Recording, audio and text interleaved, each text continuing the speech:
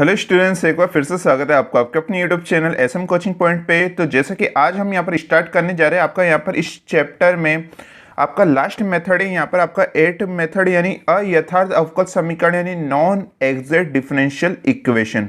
और ये वाला जो मेथड रहता है आपके काफ़ी ज़्यादा आपके इम्पोर्टेंट होता है इस बुक में, क्योंकि इसमें आपके काफ़ी ज़्यादा क्वेश्चन इस यहाँ पर मेथड से पूछ लिए जाते हैं यूनिवर्सिटी एग्जाम में। तो आपको इसको बिल्कुल यहाँ पर ध्यान से समझना है, क्योंकि यहाँ पर आपके जो नॉन एग्जैक्ट डिफरेंशियल इक्वेशन है इसमें भी आपके लगभग 5 रूल यहाँ पर आपके आते हैं। आपको पांचों रूल यहाँ पर पढ़ने पड़ेंगे, ठीक है। एक एक दिन में हमें एक एक क्लासेस में आपके यहाँ पर एक एक रूल को यहाँ पर समझाते जाएंगे, ठीक है।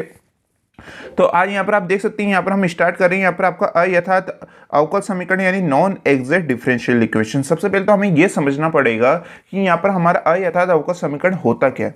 तो इससे पहले आपने यहाँ पर 6 मेथड पढ़ा था यथार्थ अवकल समीकरण यानी एग्जैक्ट डिफरेंशियल इक्वेशन। उसमें मैंने आपको क्या बताया था, जब आपकी equation m d x plus n d y equal to 0 की फॉर्म में होती है, उस कंडीशन में अगर आपका del M upon del y equal to del N upon del x निकल के आ जाता है तो वो क्या हो जाती है, आपकी यथार्थ अवकल समीकरण हो जाती है यानी एग्जैक्ट डिफरेंशियल इक्वेशन हो जाती है। लेकिन इस टाइप के क्वेश्चनों में हमें क्या करना होगा, यहाँ पर आपकी जो del M upon del Y और del N upon del X की जो वैल्यू अगर आपकी यहाँ पर आप इक्वल, अगर ये दोनों एक दूसरे की इक्वल नहीं आती तो उस कंडीशन में हमें क्या करना है, तो उस कंडीशन में हम क्या करेंगे, इस अयथार्थ अवकल समीकरण को हमें यथार्थ में चेंज करना पड़ेगा। क्या करना पड़ेगा, इस नॉन एग्जैक्ट डिफरेंशियल इक्वेशन को हमें एग्जैक्ट डिफरेंशियल इक्वेशन में चेंज करना पड़ेगा। तो वही हमारे यहाँ पर देख सकते हैं, अगर हमारे यहाँ नेक्स्ट टॉपिक होने वाला है reducible to exact differential equation, यानी हमें एग्जैक्ट डिफरेंशियल इक्वेशन यानी यथार्थ अवकल समीकरण में कैसे चेंज यहाँ पर करना है। तो इसको चेंज करने के लिए यहाँ पर आपके कुछ मेथड होंगे। कौन कौन से मेथड होंगे तो आप इसे बिल्कुल यहाँ पर ध्यान से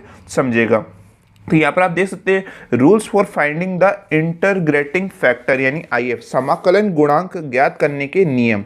हमें क्या करना होगा कि अगर हमें इस अयथार्थ को हमें यथार्थ में चेंज करना है तो उससे पहले हमें इसका क्या निकालना होगा, आईएफ निकालना होगा यानी इंटरग्रेटिंग फैक्टर यानी समाकलन गुणांक निकालना होगा। क्योंकि इसकी मदद से क्या करेंगे, जब हम आईएफ निकाल लेंगे फिर उस आईएफ को जो हमारी शुरुआती में इक्वेशन थी उससे मल्टीप्लाई कर देंगे। जैसे हम मल्टीप्लाई कर देंगे उस आईएफ को तो हमारे ऑटोमेटिक जो इक्वेशन है वो हमारी यथार्थ में चेंज हो जाएगी। और फिर आपको यथार्थ को तो चेंज करना आता ही है, फिर यथार्थ को आगे सॉल्व करना। तो मैंने आपको बताया था उस समय कि आपको 3 स्टेपों से वहाँ पर यथार्थ अवकल समीकरण को निकालना होता है, फर्स्ट स्टेप, सेकंड और थर्ड। अभी कौन सी होगी हम आपको दोबारा वहाँ पर रिवाइज करवा देंगे, ओके। तो यहाँ पर हमें क्या करना है, सबसे पहले तो जो हमारी अयथार्थ है उसको यथार्थ में चेंज करना होगा। उसके लिए क्या करेंगे, आईएफ निकालेंगे। क्या निकालेंगे, आईएफ निकालेंगे। और इस आईएफ के भी निकालने के आपके 5 रूल यहाँ पर हम आपको बताने वाले हैं। एक एक करके हम उन 5 रूलों को यहाँ पर पढ़ते जाएंगे, ठीक है। पहले पहला रूल कराएंगे, फिर उसके कुछ क्वेश्चंस कराएंगे, फिर सेकंड रूल, फिर उसके कुछ क्वेश्चन, ऐसे हम यहाँ पर 5 रूलों को हम यहाँ पर पढ़ेंगे, ठीक है। उसके अकॉर्डिंग यहाँ पर आपको आईएफ निकालना होगा। आईएफ को आपको अपनी जो शुरुआती इक्वेशन है उससे मल्टीप्लाई कर देंगे तो हमारे यहाँ पर यथार्थ में चेंज हो जाएगी। आई होप आपको कंसेप्ट बिल्कुल अच्छी तरह से समझ में आ चुका होगा। तब भी नहीं आया तो कोई बात नहीं, अभी हम आपको पूरा यहाँ पर समझाने वाले अच्छी तरह से यहाँ पर, तब आपको और अच्छी तरह से यहाँ पर समझ में आ जाएगा, ओके। तो यहाँ पर सबसे पहले हम बात करेंगे हमारा रूल नंबर फर्स्ट। मैंने आपको बताया कि यहाँ पर आपको आईएफ निकालने के लिए 5 यहाँ पर आपके रूल होते हैं। तो सबसे पहले हम पहले रूल पर यहाँ पर बात करते हैं, फिर इसके क्वेश्चन पर हम यहाँ पर बात करेंगे। तो पहला रूल यहाँ पर क्या कहता है कि यदि आपकी जो समीकरण है वो m d x plus n d y equal to की 0 की फॉर्म में हो, जो कि हमें पता ही, हमने यथार्थ में भी आपको ये बताया था, इस फॉर्मेट में आपकी इक्वेशन होनी चाहिए जो कि क्या हो, समघात हो यानी होमोजीनियस हो। आप इंग्लिश में भी यहाँ पर लिख सकते हैं इफ इक्वेशन, ये यहाँ पर आप ये लिख लीजिएगा, उसके बाद इज होमोजीनियस, ओके। तथा हमारी यहाँ पर एक और कंडीशन है कि यहाँ पर हमारे m x plus n y equal to not equal to क्या होना चाहिए, आपकी 0 होना चाहिए। अभी ये क्या चीज़ है वो आपको अभी क्वेश्चंस करेंगे तब पता लगेगा कि यहाँ पर हमें क्या होना चाहिए, हमारे यहाँ पर m x plus n y equal to not equal to 0 होना चाहिए। हम क्या करेंगे, सबसे पहले हमारी जो इक्वेशन हुई है उसमें हमें पहले ये चेक करना होता है कि ये हमारी यथार्थ है या अयथार्थ है। तो जैसे अगर आपकी del M upon del y equal to del N upon del x, अगर ये नॉट इक्वल टू आ जाता है तो वहाँ पर हमें पता लग जाएगा कि ये अयथार्थ है, ओके। उसके बाद हम क्या करेंगे, उसके बाद हम यहाँ पर एम एक्स निकालेंगे, यानी जो हमारी एम की वैल्यू थी उसको एक्स से मल्टीप्लाई कर देंगे और एन की जो वैल्यू थी उसको वाई से मल्टीप्लाई कर देंगे, दोनों को ऐड कर देंगे। अगर दोनों को ऐड करने पे वो नॉट इक्वल टू 0 आता है, मतलब उसका मान अगर 0 नहीं आता है तो उस कंडीशन में हमें यहाँ पर ये फॉर्मूला वहाँ पर लगाना होगा। और अगर इक्वल टू 0 आ जाता है तो उसकी अलग बात होती है, उसको अलग टाइप से क्वेश्चन करना होता है, ठीक है। तो अभी हमारे ज़्यादातर क्वेश्चन क्या है यहाँ पर, हमारे वहाँ उस कंडीशन में नॉट इक्वल टू जीरो आएगा। क्या आएगा? Not equal to zero. अगर नॉट इक्वल टू जीरो आ जाता है तो अभी हमें वहाँ पर आई एफ निकालना होगा। तो पहला रूल हमारा कहता है कि अब आप आई एफ कैसे निकाल सकते हैं? 1/mx प्लस एन वाई से। कैसे निकाल सकते हैं? 1/mx plus n Y. अभी हमने यहाँ पर जो mx प्लस एन वाई की वैल्यू निकालेंगे उसको 1 में रख देना और आपका आई एफ निकल के आ जाएगा। जो आई एफ आएगा आपकी जो शुरुआती में इक्वेशन थी उससे मल्टीप्लाई कर दीजिएगा। बस यही हमें करना है। मुझे पता है कि अभी मैं आपको ये बोल के बता रहा हूँ तो काफ़ी कम स्टूडेंट्स को समझ में आ रहा होगा, लेकिन अभी हम क्वेश्चंस करेंगे तो आपको पूरे कंसेप्ट अच्छी तरह से यहाँ पर क्लियर हो जाएंगे। तो आइए अब क्वेश्चन पे हम यहाँ पर बात करते हैं। तो जैसा कि स्टूडेंट्स यहाँ पर आप ये फर्स्ट क्वेश्चन देख सकते हैं जो कि क्या है, आपकी बुक का एक फर्स्ट क्वेश्चन है। सॉल्व यानी हल कीजिए x square y minus 2xy square d x minus x cube minus 3x square y d y. सबसे पहले तो हमें ये देखना है कि ये हमारे यहाँ पर m d x plus n d y equal to zero की फॉर्म में है या नहीं है, और ये चेक करना मैंने आपको यथार्थ अवकल समीकरण के दौरान अच्छी तरह से बताया था। तो यही क्या हो जाती है, यहाँ पर आप देख ये पूरा हमारे डी एक्स के साथ आ रही है, एम की वैल्यू हो जाती है, डी वाई के साथ आता है वो यहाँ पर हमारी एन की वैल्यू हो जाती है। और मैंने ये भी बताया था कि आपको जो फॉर्मूला है वो प्लस की फॉर्म में होता है, और अगर इधर माइनस आता है तो हम जब n की वैल्यू सेपरेट निकालेंगे उस दौरान आपको इस माइनस को भी इसके साथ ही यहाँ पर लेना होगा। ये क्या हो जाती है, हमारी इक्वेशन नंबर फर्स्ट हो जाती है। तो यहाँ पर हम चेक करते हैं, यहाँ पर हमारी m की वैल्यू क्या है, यहाँ पर ये है x square y minus 2xy square. n की वैल्यू क्या है, यहाँ पर हमने माइनस बाहर ले लिया, x cube minus 3x square y. फिर आप क्या करिए, इसको थोड़ा सा सॉल्व कर लीजिए। ये माइनस क्या हो जाएगा, प्लस हो जाएगा। तो ये प्लस हो चुका है तो इसको हम आगे लिख देते हैं। फिर ये माइनस एक्स क्यूब ये पीछे चल जाएगा आपके, ठीक है। यहाँ पे प्लस की वैल्यू हम आगे लिखते हैं। तो यहाँ पर आपके आ चुका है एन की वैल्यू। यहाँ पर सबसे पहले एम की वैल्यू क्या है, यहाँ पर हमारा x square y minus 2xy square. इसका हमें वाई के सापेक्ष क्या करना है, आंशिक अवकलन करना है। जब आप वाई के सापेक्ष आंशिक अवकलन यानी पार्शियल डिफरेंशिएशन करते हैं उस समय हमें यहाँ पर एक्स को क्या मानना होता है, कॉन्स्टेंट यानी अचर हमें मानना होता है। तो हम बस वही करते हैं। यहाँ पर आप देखेंगे यहाँ पर एक्स स्क्वायर वाई का क्या हो जाएगा, एक्स तो हमारा कांस्टेंट है, वाई का क्या हो जाएगा, 1 हो जाएगा। यहाँ पर मैंने गलती से वाई लिख दिया, आप इस वाई को हटा लीजिए। यहाँ पर क्या बचेगा, केवल एक्स स्क्वायर बच जाएगा क्योंकि वाई का क्या हो चुका है, 1 हो चुका है, और 1 एक्स स्क्वायर से मल्टीप्लाई होकर दोबारा एक्स स्क्वायर ही बनाता है। ओके, फिर उसके बाद है माइनस यहाँ पर 2x और इस वाई स्क्वायर का अवकलन क्या हो जाएगा, 2y हो जाएगा। फिर आप इसको मल्टीप्लाई करेंगे तो 4xy हो जाएगा। तो एक्स स्क्वायर माइनस 4xy यहाँ पर आपके आ जाता है। फिर आपको इस n का क्या करना है, x के सापेक्ष यहाँ पर आंशिक अवकलन करना है। तो 3x स्क्वायर y का क्या हो जाएगा, 6xy माइनस एक्स क्यूब का क्या हो जाएगा, 3x स्क्वायर हो जाएगा, क्योंकि यहाँ पर हम x के सापेक्ष आंशिक अवकलन कर रहे हैं। उस कंडीशन में आपको y को अचर यानी कॉन्स्टेंट मानना होगा। अब यहाँ पर आप देखिए, यहाँ पर ये वाली वैल्यू और ये वैल्यू क्या आपके सेम आ रही है, बिल्कुल नहीं आ रही है, तो बहुत अलग अलग है। तो ये हमारी क्या हो जाती है, दोनों नॉट इक्वल टू जीरो हो जाती है, यानी ये दोनों एक दूसरे के इक्वल नहीं है। हम यथार्थ अवकल समीकरण में क्वेश्चन करते थे वहाँ दोनों इक्वेशन क्या आती थी, आपकी इक्वल आती थी। तो हम वहाँ पर यथार्थ कर देते फिर उसके बाद उसको 3 स्टेपों में उसका आंसर निकालते थे।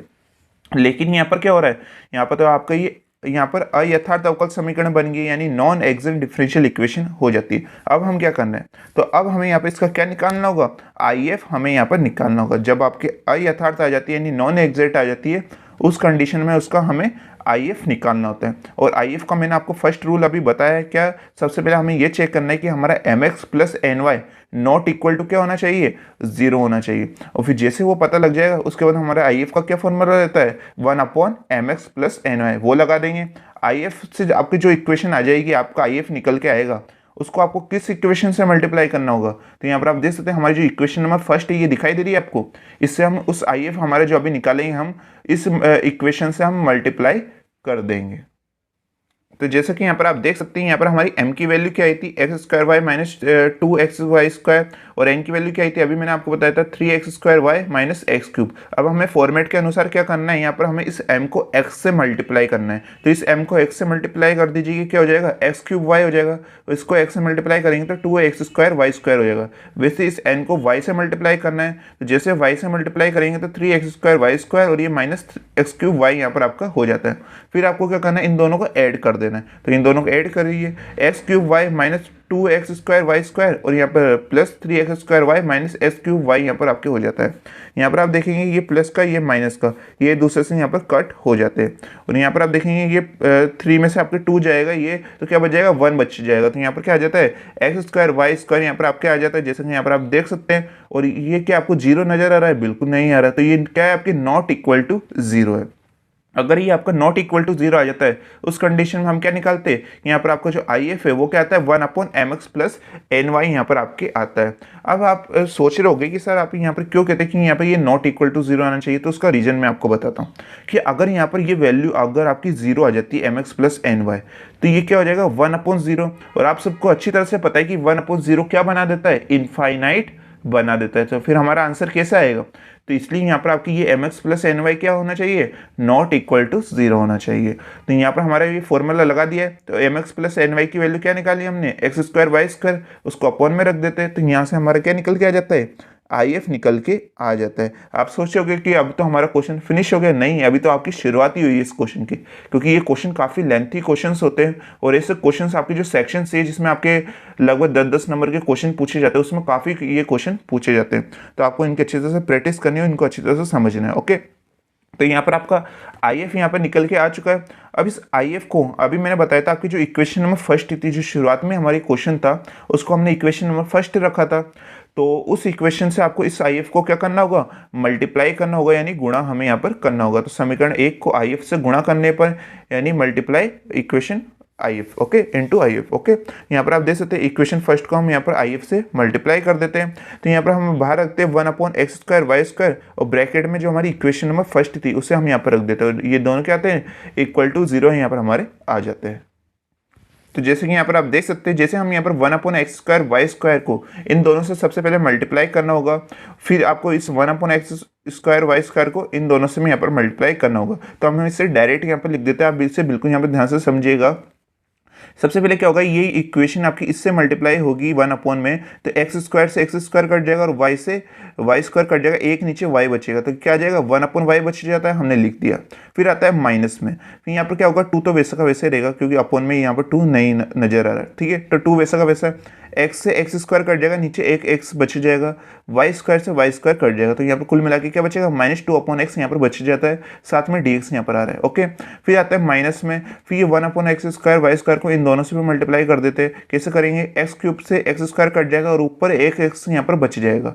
वैसे यहाँ पर आप देखेंगे कि यहाँ पर और y तो आ ही नहीं रहा, तो यहाँ पर नीचे वाई स्क्वायर भी बच जाता है, तो यहाँ पर क्या बच जाता है, आपके x/y स्क्वायर बच जाता है। फिर यहाँ पर माइनस आ रहा है, फिर यहाँ पर आप देखिएगा यहाँ पर 3 वैसा का वैसा, क्योंकि नीचे 3 नहीं आ रहा तो ये तो वैसा का वैसा रहेगा। फिर यहाँ पर एक्स स्क्वायर से एक्स स्क्वायर कट जाएगा और y से वाई स्क्वायर कट जाएगा और एक नीचे y बच जाएगा, तो क्या आ जाता है आपके 3/y, यहाँ पर आपके आ जाता है dy इक्वल टू 0। ये क्या हो जाती है, हमारी इक्वेशन नंबर सेकेंड यहाँ पर हमारी हो जाती है। आई होप आपको अच्छी तरह से यहाँ पर समझ में आ चुका होगा। ओके, फिर यहाँ पर आप देखेंगे कि ये इक्वेशन हमारी दोबारा m dx plus n dy equal to 0 की फॉर्मेट में यहाँ पर बन चुकी है, ठीक है। तो हमें यहाँ पर दोबारा क्या करना है, dx के साथ में जो वैल्यू होती है वो हमारी m की वैल्यू होती है, dy के साथ में जो पूरी वैल्यू होती है वो हमारी यहाँ पर n की वैल्यू यहाँ पर आपके होती है, यहाँ पर आपको, ठीक है। आई होप आपको यहाँ पर समझ में आ चुका होगा, जैसे कि यहाँ पर आप देख सकते हैं। ओके, ये पूरी क्या है हमारे यहाँ पर n की वैल्यू है, उसके साथ में हमें इस माइनस को भी यहाँ पर लेना होगा। जैसे कि आप देख सकते हैं यहाँ पर मैंने इस माइनस को भी यहाँ पर साथ में बाहर रखा है। इसको थोड़ा सॉल्व कर लेते हैं, जैसे मैंने अभी भी सॉल्व करा था। ये माइनस से ये माइनस क्या हो जाएगा प्लस, तो 3/y को हम आगे लिख देंगे, और ये इस माइनस से यहाँ पर ये माइनस हो जाएगा, तो -x/y² यहाँ पर आ जाता है। तो ये हमारी m की वैल्यू होती है और ये हमारी n की वैल्यू होती है। और जो हमारी m की वैल्यू रहती है उसको आपको y के सापेक्ष क्या करना होता है, आंशिक अवकलन यानी पार्शियल डिफरेंशिएशन करना होता है, तो कर दीजिए। यहाँ पर 1/y का क्या हो जाएगा, -1/y², ये भी कांस्टेंट है, और यहाँ पर अगर y के सापेक्ष करें तो x भी हमारा कांस्टेंट है, तो ये पूरा क्या हो जाता है आपका 0 हो जाता है, तो क्या आ जाता है -1/y² बच जाता है। ओके, ये हमारा डेल m और डेल y आ जाता है। फिर आपको इस n का x के सापेक्ष क्या करना होगा, आंशिक अवकलन यहाँ पर करना होगा।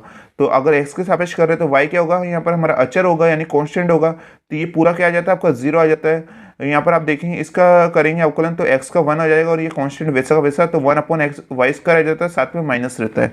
तो यहाँ पर आप देखेंगे 0 - 1/y² क्या बच जाता है आपका, -1/y²। अब यहाँ पर आप देखिए कि यहाँ पर हमारे डेल m/डेल y भी क्या निकल के आ रहा है, -1/y², और डेल n/डेल x भी क्या निकल के आ रहा है, -1/y²। यानी ये एक दूसरे के क्या आ चुके हैं आपके यहाँ पर इक्वल आ चुके हैं। इससे पहले हमने करा था तो वो तो अयथार्थ बता रहा था, यानी नॉन एग्जैक्ट बता रहा था, लेकिन जैसे ही हमने क्वेश्चन में क्या करा, आई एफ निकाला और उस आई एफ को इस इक्वेशन से मल्टीप्लाई कर दिया, तो अब आप देख रहे हैं कि यहाँ पर अब हमारी दोनों इक्वेशन क्या आ रही है, इक्वल आ रही है, जैसे कि आप देख सकते हैं। यानी अब ये क्या हो चुकी है, आपकी यथार्थ अवकल समीकरण में हमने चेंज कर दिया, यानी एक्सिलेंट डिफरेंशियल इक्वेशन में हम चेंज कर चुके हैं। ओके, उसके बाद हमें क्या करना होता है, जैसे आपका यथार्थ अवकल समीकरण आ जाती है फिर तो आपको क्वेश्चन को सोल्व करना आता ही है। मैंने आपको जब 6 मेथड बताया था उसके कई क्वेश्चंस भी आपको करवाए थे कि जब आपका यथार्थ आ जाता है तो उसको आपको 3 स्टेपों में उसका आंसर निकालना होता है। पहला स्टेप कौन सा होता है, यहाँ पर आपको m का जो आपकी m वैल्यू है उसका आपको इंटीग्रेशन कर देना होता है यहाँ पर। ओके, फिर सेकंड वैल्यू में क्या होता है, सेकंड वैल्यू में यहाँ पर आपको इसका ही यहाँ पर जो आपकी m का इंटीग्रेशन करा है उसको y के सापेक्ष आंशिक अवकलन यानी पार्शियल डिफरेंशिएशन कर देना होता है। फिर सेकंड में जो आंसर आता है उसको n में से माइनस करके इंटीग्रेशन कर देना होता है y के सापेक्ष। ठीक है, तो फिर जो आपका फर्स्ट में और थर्ड में आंसर आया उन दोनों को ऐड करके इक्वल टू सी कर देना होता है। बस यही फॉर्मेट हमारा अब दोबारा रहने वाला है।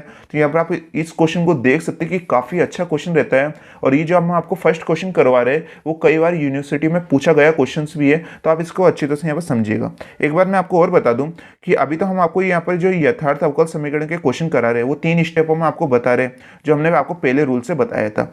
लेकिन आप इस क्वेश्चन को आपका जो निरीक्षण विधि यानी इंस्पेक्शन मेथड है उससे भी आप इस क्वेश्चन को सॉल्व कर सकते हैं, जो कि मैंने इससे पहले ही आपको एक मेथड पढ़ाया था निरीक्षण विधि यानी इंस्पेक्शन मेथड। जैसे यहाँ तक तो आपको सेम लाना ही होगा। उसके बाद क्या है, यहाँ पर आपको इसको सॉल्व करना होता है। तो आप यहाँ पर आपकी जो m और n की वैल्यू आई है, आपकी जो इक्वेशन थी जैसे कि आप देख सकते हैं हमारी इक्वेशन नंबर सेकंड है, इसको आप निरीक्षण विधि यानी आप इंस्पेक्शन मेथड से भी इसको सॉल्व कर सकते हैं। इसका भी वही आंसर आएगा जो अभी हम आपको आंसर बताने वाले हैं। ठीक है, तो अगर आप चाहे तो इसको निरीक्षण विधि यानी इंस्पेक्शन मेथड से भी कर सकते हैं। अभी हम आपको नॉर्मल जो हमारा यथार्थ के समय बताया था उस मेथड से अभी हम आपको इसको सॉल्व करवाने वाले हैं। तो जैसे कि यहाँ पर आप देख सकते हैं यहाँ पर हमारा फर्स्ट क्या होगा कि यहाँ पर हमें m का क्या करना है, इंटीग्रेशन करना है x के सापेक्ष। तो हमारे यहाँ पर m की वैल्यू क्या थी, अभी हमने निकाली जो आपकी लेटेस्ट अभी निकाली है m की वैल्यू वो वाली आपको रखनी, पहले वाली नहीं रखनी। ओके, हमने जो इक्वेशन नंबर सेकंड के बाद आपकी जो m और n की वैल्यू वो वाली आपको रखनी होगी क्योंकि वही तो आपकी यथार्थ अवकल समीकरण की इक्वेशन है। ओके, तो m की क्या है यहाँ पर आपकी वैल्यू 1/y माइनस 2/x, उसका हमें क्या कर देना है, x के सापेक्ष इंटीग्रेशन कर देना है। तो अगर x के सापेक्ष कर रहे तो यहाँ पर हमारा y क्या होगा, अचर की तरह काम करेगा यानी कांस्टेंट की तरह होगा। तो y 1/y तो हमारा एक तरह से कांस्टेंट है, इसको बाहर ले जाते हैं। dx का हमें इंटीग्रेशन कर देना है, फिर माइनस में 2 तो कांस्टेंट है, इसको बाहर ले जाते हैं और इंटीग्रेशन कर देना है आपको 1/s का dx के अगेंस्ट। ओके, तो यहाँ पर आपका क्या होगा, dx का x हो जाएगा, x/y हो जाता है, फिर माइनस में 2 1/x का क्या हो जाता है आपका log x यहाँ पर आपका हो जाता है, जैसे कि यहाँ पर आप देख सकते हो। ओके, तो यहाँ पर ये हमारी फर्स्ट स्टेप निकल के आ जाती है। सेकंड स्टेप में क्या करना होता है, आपको जो यहाँ पर आंसर आया है इसी का आपको y के सापेक्ष अवकलन कर देना होता है। तो कर देते हैं। यहाँ पर आपको जो आंसर आया इसको y के सापेक्ष आंशिक अवकलन यानी पार्शियल डिफरेंशिएशन करेंगे तो यहाँ पर x का यहाँ पर आपका क्या होगा, यहाँ पर देखिए बिल्कुल ध्यान से, x तो वैसा का वैसा रहेगा क्योंकि कांस्टेंट है। 1/y का क्या हो जाएगा, माइनस 1/y² हो जाएगा। 2 हमारे यहाँ पर कांस्टेंट है, log x भी कांस्टेंट है, तो यहाँ पर क्या आ जाता है, 0 आ जाता है। और इस इक्वेशन को सॉल्व कर देते हैं, माइनस x/y² हमारे यहाँ पर सेकेंड स्टेप में आ जाता है। फिर यहाँ पर आप थर्ड स्टेप यहाँ पर देख सकते हैं। इन थर्ड स्टेप में हमें यहाँ पर क्या करना होगा कि यहाँ पर आपकी जो सेकंड स्टेप में आंसर आया है उसको n की वैल्यू में से क्या करना है, माइनस करके उसका इंटीग्रेशन कर देना है y के अगेंस्ट। तो यहाँ पर इंटीग्रेशन n की वैल्यू क्या थी हमारी 3/y माइनस x/y², और यहाँ पर हमारी इसकी वैल्यू क्या आई थी अभी सेकंड स्टेप में देखेंगे तो आप माइनस x/y², और यहाँ पहले से माइनस दे रखा है तो यहाँ माइनस माइनस क्या हो जाएगा, यहाँ पर आपके प्लस हो जाएगा, तो प्लस x/y² यहाँ पर आ जाता है, फिर dy। ओके, यहाँ पर माइनस x/y² से यहाँ पर प्लस x/y² कट हो जाएगा, इंटीग्रेशन क्या आ जाएगा 3/y dy यहाँ पर हमारा आ जाएगा। फिर आपको इसका इंटीग्रेशन करेंगे तो 3 तो हमारा कांस्टेंट है, ये तो बाहर वैसा का वैसा रहेगा। 1/y का क्या हो जाएगा, log y हो जाएगा। यहाँ पर 3 log y यहाँ पर हमारा थर्ड स्टेप में यहाँ पर निकल के आ चुका है। अब आपको क्या करना है, फाइनल आंसर लगभग हमारा आ ही चुका है।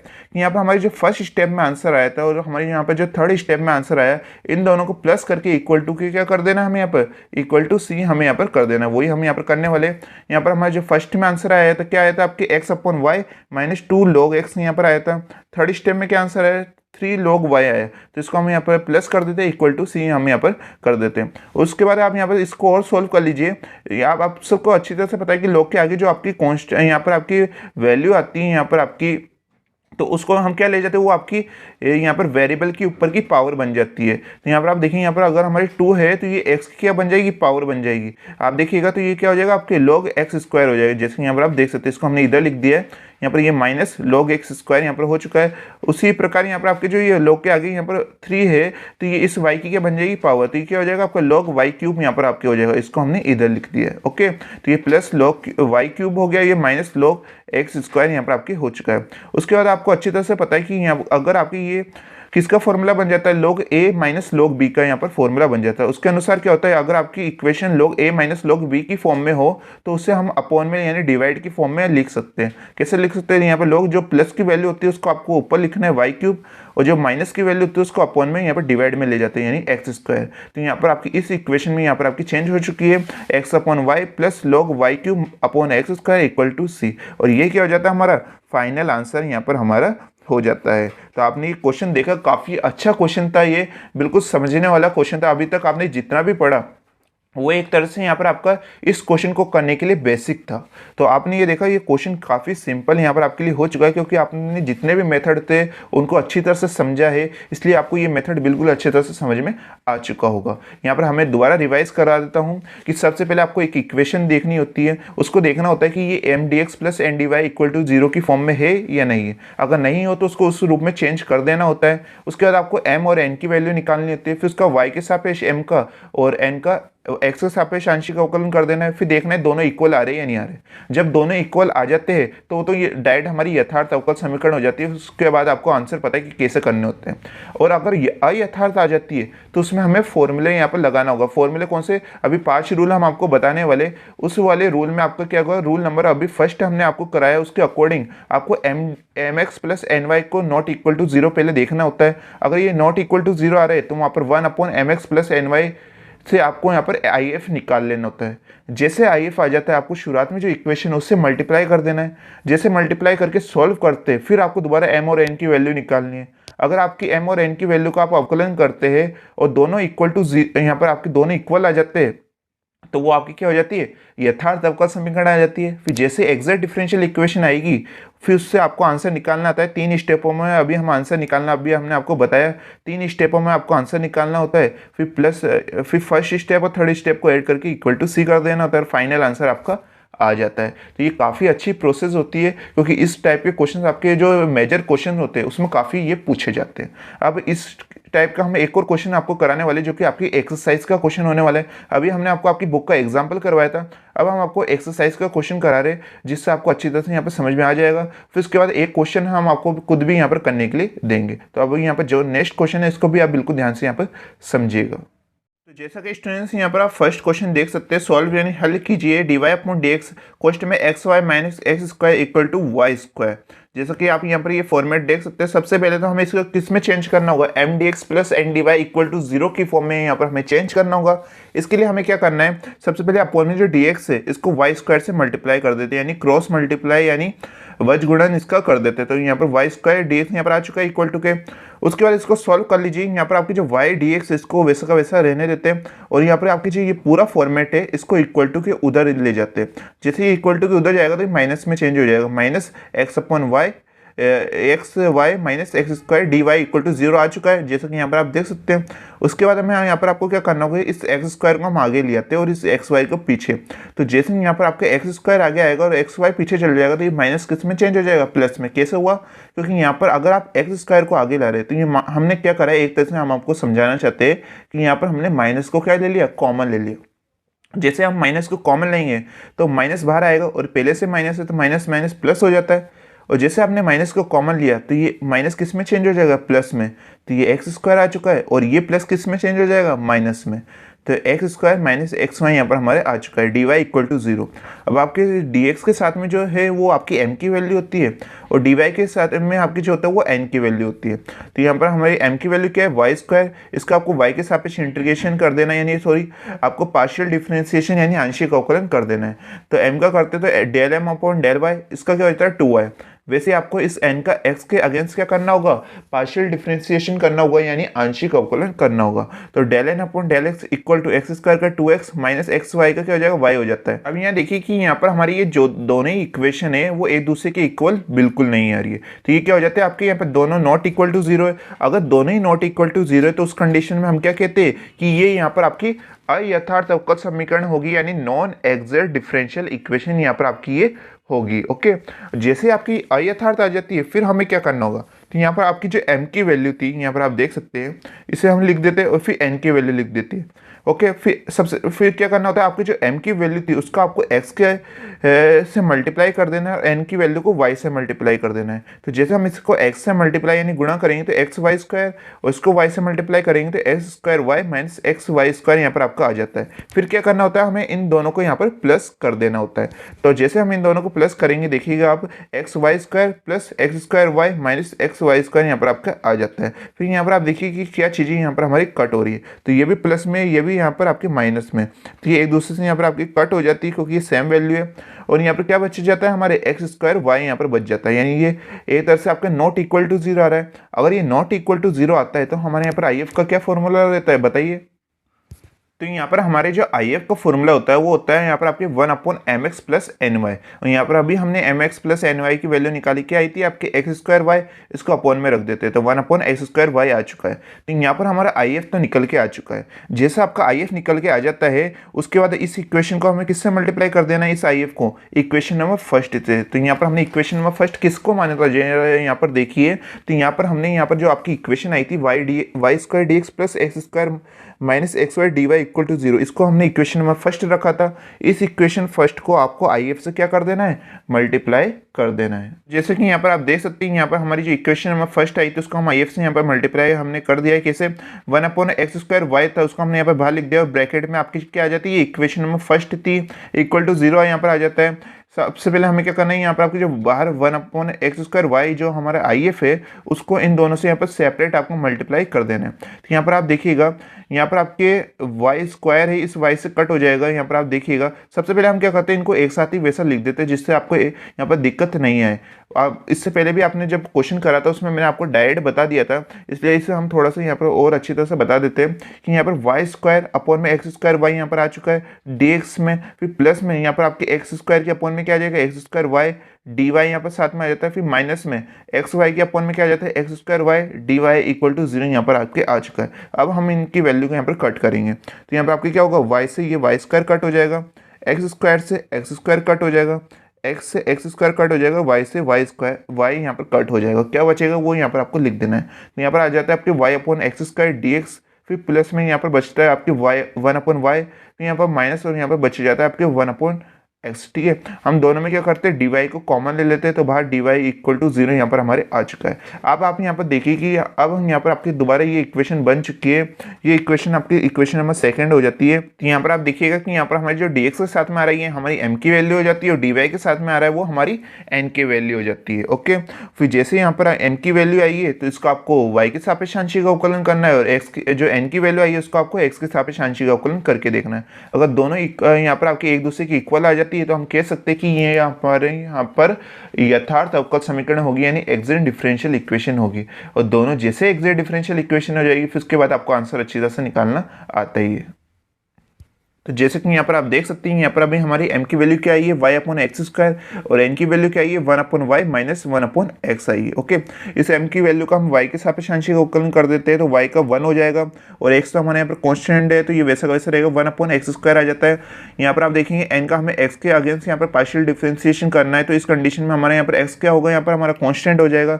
1/y का अवकलन करते हैं तो क्या आता है, 0 आता है क्योंकि यहाँ पर हमारा y अचर है, और माइनस 1/x का क्या हो जाएगा, माइनस 1/x स्क्वायर हो जाएगा। पहले से बाहर माइनस दे रखा था और इसका जैसे हमने अवकलन करा तो माइनस 1/x स्क्वायर आ गया, तो माइनस माइनस प्लस हो जाता है जैसे कि आप देख सकते हैं। अब देखिए ये वाली वैल्यू और ये वाली वैल्यू क्या आ रही है, हमारी सेम आ रही है। अगर दोनों ही सेम आ जाती है हम कह सकते हैं कि हमारे del M upon del y equal to क्या होगा, del N upon del x होगा, और ये क्या हो जाती है, हमारी यथार्थ अवकल समीकरण हो जाती है, यानी एग्जैक्ट डिफरेंशियल इक्वेशन हो जाती है। फिर उसके बाद जैसे ही यहाँ पर आपकी अयथार्थ अवकल समीकरण आ जाती है, यानी एग्जैक्ट डिफरेंशियल इक्वेशन आ जाती है, फिर हमें आंसर है वो 3 स्टेपों में निकालना होता है। फर्स्ट स्टेप यहाँ पर आपकी क्या होती है कि यहाँ पर आपको m का इंटीग्रेशन कर देना है x के अगेंस्ट। अभी हमारी m की वैल्यू क्या आई थी, जो अभी आपकी लेटेस्ट m और n की वैल्यू आई है उसको ही आपको रखना है। तो वो आइए आपकी यहाँ पर y upon x square d x integration कर देना है। यहाँ पर y तो हमारे यहाँ पर कॉन्स्टेंट होगा, क्योंकि अगर हम x के अगेंस्ट कर रहे हैं तो y क्या होगा, यहाँ पर हमारा कॉन्स्टेंट यानी अचर होगा, तो y तो वैसे का वैसा रहेगा। और 1/x स्क्वायर का इंटीग्रेशन कैसे होगा तो वो हम आपको यहाँ पर बता देते हैं। ठीक है, ज़्यादातर स्टूडेंट्स को आता है, लेकिन हो सकता है कि कुछ स्टूडेंट्स को इसमें दिक्कत आए, इसलिए हम यहाँ पर आपको सॉल्व करवा रहे हैं कि 1/x स्क्वायर का कैसे होता है। सबसे पहले जो एक्स स्क्वायर हमारे ऊपर चल जाएगा। जैसे ऊपर चल जाएगा तो एक्स की पावर के इसमें चेंज हो जाएगा, आपको माइनस में यहाँ पर चेंज हो जाएगा। एक्स की पावर यहाँ पर आप देखेंगे -2 में यहाँ पर आपके चेंज हो जाएगा। फिर इसका यहाँ पर इंटीग्रेशन कैसे होता है कि यहाँ पर आपको इस -2 में +1 करना है, और जो ऊपर आपकी वैल्यू आती है वही आपको अपॉन में भी रखनी होती है। तो -2 +1 नीचे भी यहाँ पर आपके आएगा। ओके, फिर -2 +1 क्या हो जाता है, -1 हो जाता है, और नीचे भी क्या आ जाएगा, -1। तो वो माइनस आपके इसके आगे आ जाएगा। ओके, जैसे कि आप देख सकते हैं एक्स की पावर -1 और यहाँ नीचे भी -1 आया है, ये माइनस को हम आगे लिख देंगे तो क्या आ जाएगा आपका -x की पावर -1 यहाँ पर आपका आ जाएगा। तो वही हमने करा है, y तो हमारा पहले से था और यहाँ पर -x की पावर -1 यहाँ पर हमारा आ चुका है।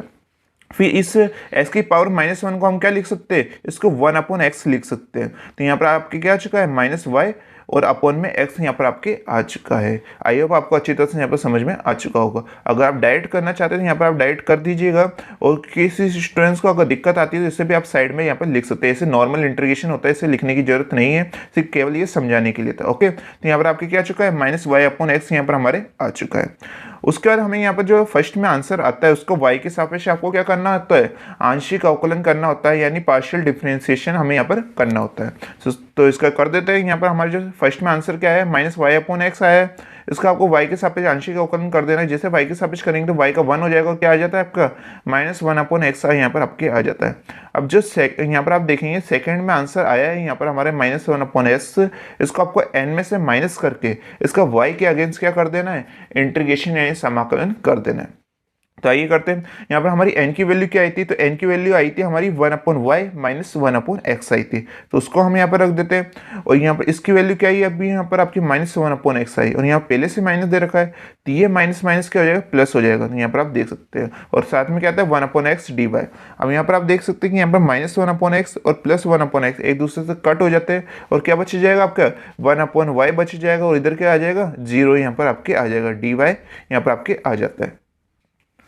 फिर उसके बाद हमारे यहाँ पर क्या बच जाता है, केवल 1/y यहाँ पर बच जाएगा, उसका हमें y के सापेक्ष इंटीग्रेशन कर देना है, यानी y के अगेंस्ट यहाँ पर हमें इसका समाकलन कर देना है। तो 1/y का क्या हो जाएगा, log y यहाँ पर हमारा हो जाएगा। फिर यहाँ पर आपके क्या जो फर्स्ट में आपके आंसर आए तो थर्ड में आया, उन दोनों को प्लस करके इक्वल टू c कर देना है। तो फर्स्ट स्टेप में हमारा आंसर क्या आया था, -y/x आया था, और थर्ड स्टेप में क्या है, प्लस log y यहाँ पर आपके अभी आया है, इक्वल टू c रख देंगे। जैसे आप इसे सॉल्व करेंगे तो y/x equal to log c यहाँ पर हमारा आ जाता है, और ये क्या हो जाता है हमारे यहाँ पर आंसर यहाँ पर हमारा निकल के आ जाता है। आई होप आपको ये क्वेश्चन भी अच्छी तरह से समझ में आ चुका होगा। यहाँ पर आपकी रूल फर्स्ट से आपके जितने क्वेश्चंस यहाँ पर बनते हैं वो हमने आपको यहाँ पर करा दिए हैं। नेक्स्ट क्लास में हम आपको रूल सेकंड होगा उसके क्वेश्चंस हम यहाँ पर आपको कराएंगे। प्रैक्टिस के लिए हम आपको यहाँ पर रूल नंबर फर्स्ट है जो अभी हमने आपको समझाया, इसके सॉल्व करने के लिए हम आपको एक क्वेश्चन दे रहे हैं जिसको आपको सॉल्व करना है, क्योंकि आपकी बुक का ही क्वेश्चन है तो आपको इसी मेथड से उस क्वेश्चन को यहाँ पर सॉल्व करना है। तो जैसा कि स्टूडेंट्स यहाँ पर आप ये क्वेश्चन देख सकते हैं जो कि क्या है, सॉल्व यानी हल कीजिए x² y dx minus x³ plus y³ dy equal to 0। आपको इस क्वेश्चन को ट्राई करके जरूर देखना है, काफ़ी सिंपल क्वेश्चन है। यहाँ पर ये पहले से ही आपके mdx plus ndy equal to 0 की फॉर्म में दे रखा है, तो dx के साथ में जो ये m की वैल्यू हो जाएगी और dy के साथ में यहाँ पर ये पूरी वैल्यू माइनस को भी आपको साथ में लेना है। यहाँ पर आपकी क्या हो जाएगी, n की वैल्यू हो जाएगी। इन दोनों को आप यहाँ पर निकाल के देखिएगा कि ये एक दूसरे की यहाँ पर इक्वल आ रहे हैं या नहीं आ रहे, और मुझे पूरा पता ही है क्योंकि ये यथार्थी क्वेश्चन है तो ये एक दूसरे के इक्वल नहीं आएंगे। जैसे नहीं आएंगे तो आपको पहले रूल से यहाँ पर आपको IF निकालना होगा।